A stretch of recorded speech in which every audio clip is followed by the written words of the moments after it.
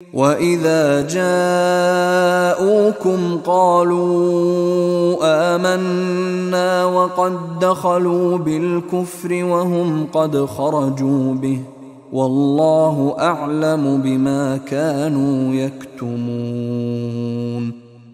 وَإِذَا جَاءُكُمْ قَالُوا آمَنَّا، اور جب وہ تمہارے پاس آتے کہتے ہیں ایمان لے آئے، وَقَدْ دَخَلُوا بِالْكُفْرِ وَهُمْ قَدْ خَرَجُوا بِهِ، حالانکہ وہ داخل بھی ہوئے تھے کفر کے ساتھ اور نکلے بھی ہے کفر کے ساتھ۔